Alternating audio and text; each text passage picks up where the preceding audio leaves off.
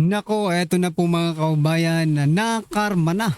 Sumabog sa galit. Nako, pahiya kayo ngayon. Ligarda at Cayetano. Big pasabog. Yan po ang ating aalamin mga kaubayan sa video ito. Pero bago po natin simulan yan, palike naman po ng video ito. Malaking tulong po yan. Maraming salamat po. At eto nga mga kaubayan. Bago po natin i-play yung video, eto pasadahan po muna natin itong mga nagte-trending na mga balita dito po sa social media. At eto nga ito pong ang survey mga kaubayan mula sa Okta Survey.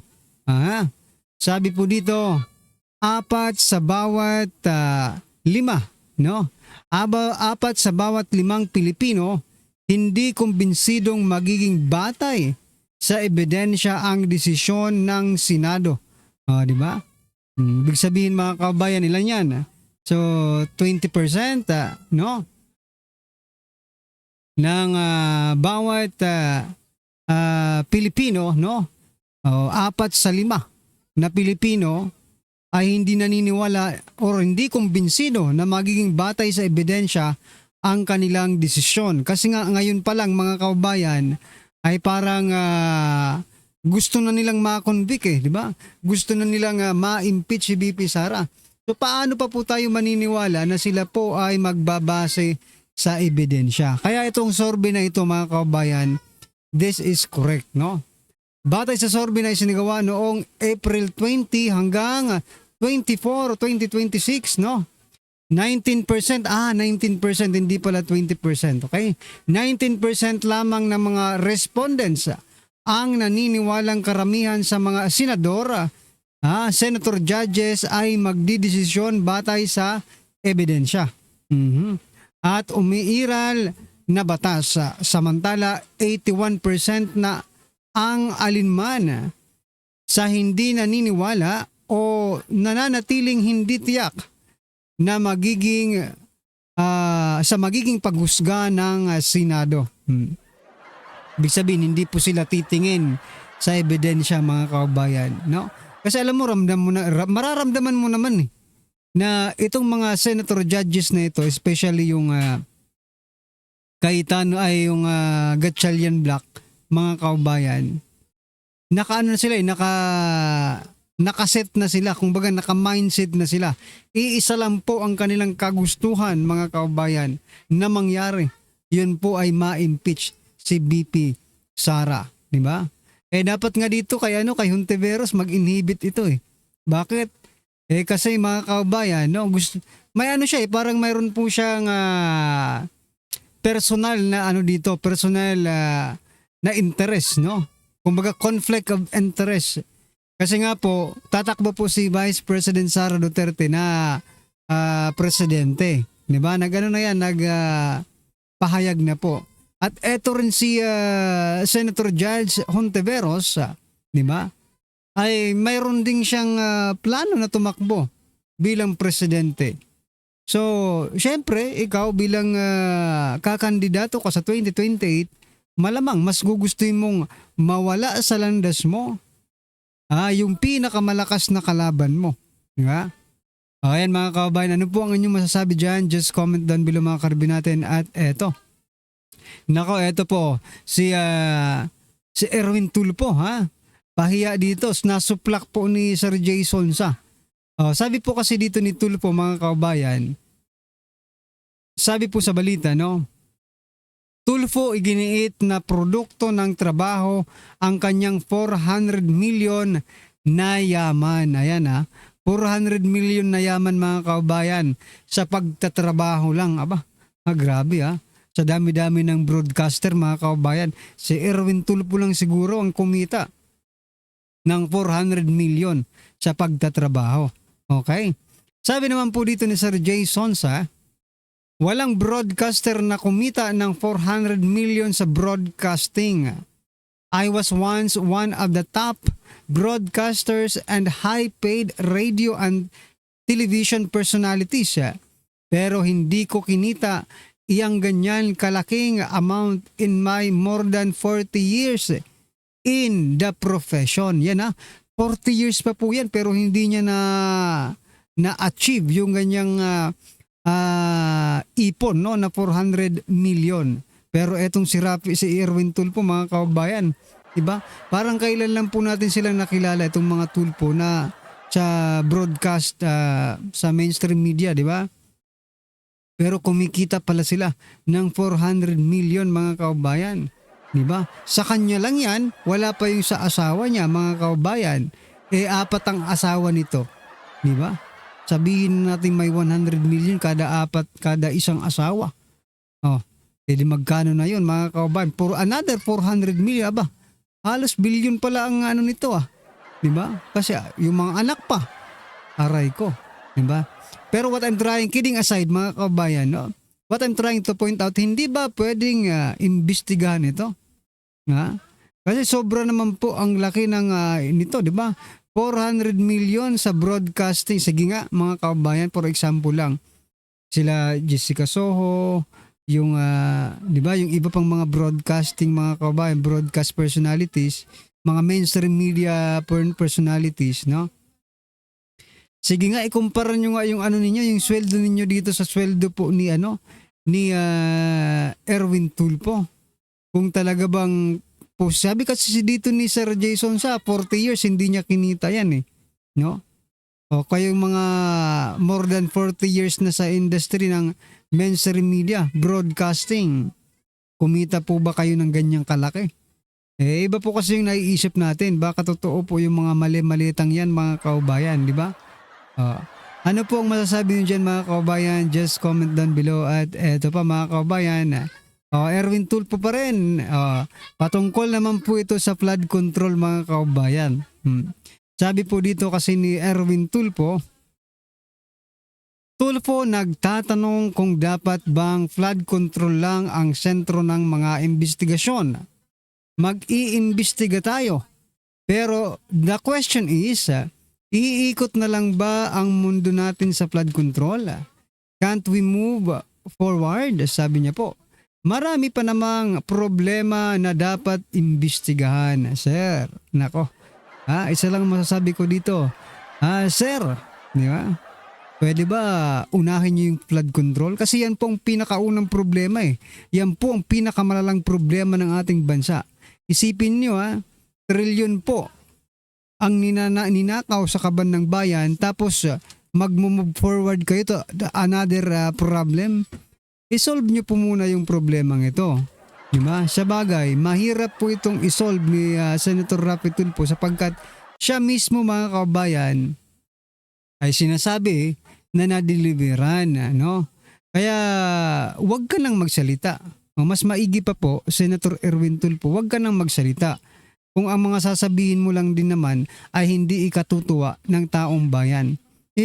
Tama po ba yan? Sabihin na, ang sabi niya dito, sa flood control na lang ba iikot yung ating, yung pag-iimbestiga ng Blue Ribbon?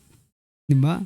Tapusin nyo po muna kasi yung, diba? Tapusin nyo muna yung problema dyan sa flood control, investigation, then bago na po yung iba.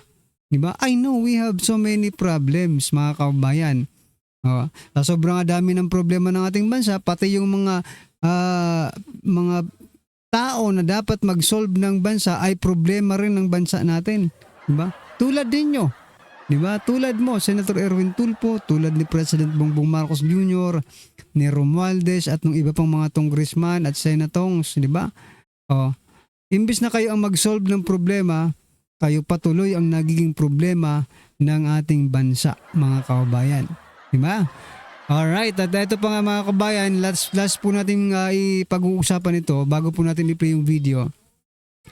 Ayan, gusto ko lang pong i-share ito. Sabi po kasi dito ni Ma'am Sas Rugando Sasot, nang nakuha na ulit ng BBM Senators, ang leadership ng Senate, nawala na bigla ang gulo ng Senado. Therefore, ang gulo ay dahil nawala sa kanila ang leadership ng Senate. Correct, palakpakan po natin, mga kababayan, no? Wala nang threat, wala ka nang maririnig na wala ka nang maririnig sa kanila patungkol po sa Senate leadership, mga kababayan. Wala ka nang maririnig na gulo, di ba? Pero kaya nga tama itong sinasabi dito na kaya nagkagulo kasi nakuha sa kanila yung leadership, di ba? Ah, ngayon na nasa kanila na naman yung leadership, wala nang gulo mga kaubayan, di ba? Oh, napaka-obvious po niyan mga karbi natin. Kaya ay nako, kahit anong sabihin nila, bistadong-bistado na po sila ng taong bayan, di ba? Ano po ang inyong masasabi dyan mga kaubayan? Just comment down below at eto, pasadahan na po natin yung video. Pasok. Importante ito eh. Ito, natawa kasi ako dito eh. Sobrang ano eh. Ito. Tingnan ninyo. Barado eh. Barado yung mga media eh. Ayan, panoorin nyo. Oo naman. Of course. We have 1998 public dinner than that. No, number one, congratulations. Am I barred from coming in? No, I don't think I can. Okay, number one. Yes, should I follow the security measure? Okay. Ma'am, say po number one. Am I late to see you? Ma'am, next video number one. Later. Kasi, bakit nangaharang ng ano? Ganun tayo ngayon? Sila? Magkano yan, number one? Okay. Congratulations. I'm truly, sincerely happy kay Sherwin. He's a good friend, very competent, brilliant, disciplined, and we work well together. Congratulations. So happy for him, for the institution. Number two, congratulations to former Senate President, Minority Leader Tito. Diba? Siya na ang pro tem. And willingly, happily, I relinquish because they have the 13 votes. And of course, congratulations to Migs, another dear friend, very competent, hardworking Majority Leader, and for the institution. So we must all work together. They have 13 votes. So we respect and appreciate and recognize the 13 votes to elect the officers of the Senate. Tama na ngayon. May allegations of pressure from Malacanang. Ano ba yun? Bakit akong tatanungin mo? Tanong mo yung mga pinipressure. Okay. Oh, tama. Ayan kasi. Gusto nyo ng balita. Nangiintriga kayo. Oh. Tama nga naman. Bakit siya ang tatanungin mo? Sino ba ang pinresyo? Rin ang tanungin mo. Remember, Rule 2, Section 2. Alam ba nyo yun? Ng rules ng Senado. O what is it kung alam nyo?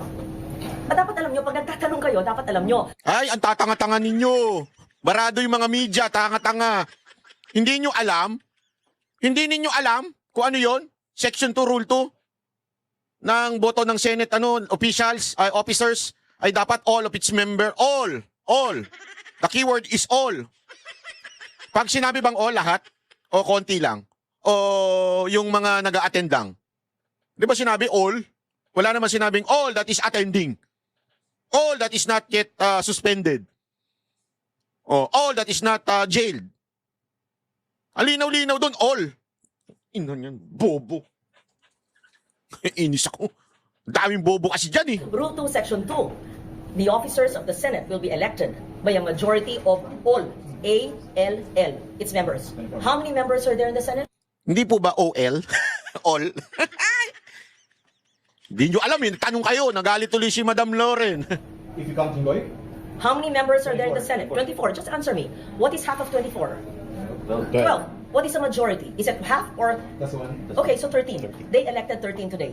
We recognize and appreciate and are grateful for that. Does See? it moot the SC petition? I'm not the Supreme Court, but it should not because the June 3 is a different issue. That was 12. You just answered my question. It's 13 today. Bye-bye. Thank you. It's 13 today. Bye-bye. Tanga-tanga nyo. Bobo. Leche punyeta.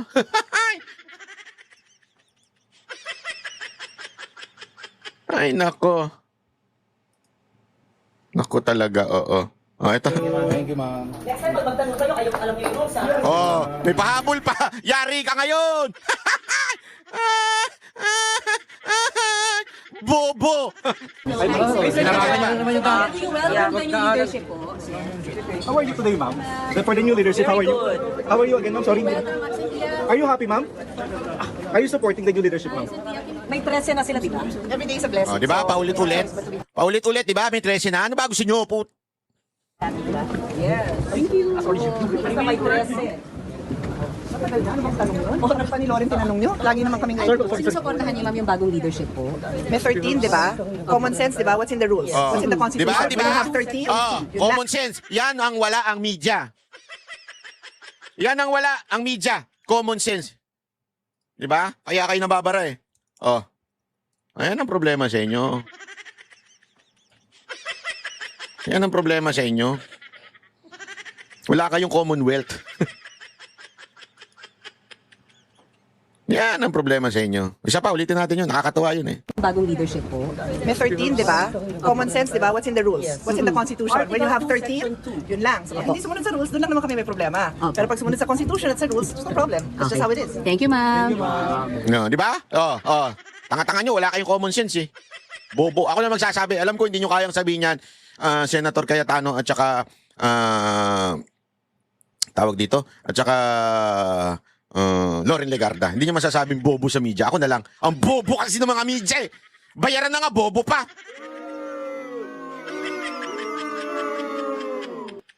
Ay, nako. Bayaran ka na nga, bobo ka pa. Anyway. Ang init ng ulo mo, banat ba ya? Siyempre, kasi wala pa akong kain. Pero nakapagkape naman tayo. At syempre, tinan mo naman yung lagayan natin ng kape. Diba? Office of the Vice President. Tatanggalin ko na yung Vice. Kasi President na, buburahin ko na. Sarap. Iba talaga lasa ng kape, Brad. Pag ako tinanong ni Boy Abunda, chocolate or sex? Pag tinanong niya ako, halimbawa lang, tinanong niya ako ng ganun. Ang sagot ko, coffee. Oo, bakit? Kasi hindi naman ako pwede sa chocolate. Sa sex, wala na ako dyan. Hindi na ako dyan sa. Pag matanda ka na, wala nang powers. Agoy. Di ba? Alam niyo yan, kayo mga matatandang nanonood ko. Kayo mga matanda, wag kayo na wag na kayo magmaang-maangan. Pati salita, hindi mo madiretso. Ano ka? Wag na kayo magmamangan, kayo mga matatandang katulad ko. Anyway, ito, natuloy na natin. Ito, pag-usapan natin to, napakaganda kasi ng sinabi ni Cayetano dito. Alam mo, alam mo ito si Cayetano? Although, ako kasi medyo, may part ako na nababagalan doon sa pag-response nila sa Supreme Court, pag nila sa mga ibang bagay. Medyo, hindi siya ganun kaaktibo. Hindi. Aktibo siya, hindi siya ganun. Feeling ko ako medyo mabagal kumilos. Parang ako, yun ang naisip ko. Pero siguro, maybe sometimes, sabi nga, slow to speak, quick to listen. Alam niyo yun? Yung prinsipyo na nakasulat sa Proverbs. Alam ko Proverbs yun eh. Correct me lang if I'm wrong. Diba sabi nga doon is slow to speak, quick to listen. Ang prinsipyo na yan, huwag ka muna agad-agad gagawa ng bagay na hindi mo talaga pinagplanuhan, hininga ng advice sa mga taong nasa paligid mo at the same time, manalangin. Kaya lang, feeling ko, minsan, late na. Although sabi nga, in God's time, there is no such thing as late. So yan mga kababayan, ano po ang inyong opinion, reaksyon patungkol po sa video ito? Just comment down below at syempre huwag pong kalimutang i-like ang video ito. Malaking tulong po yan. Maraming salamat po.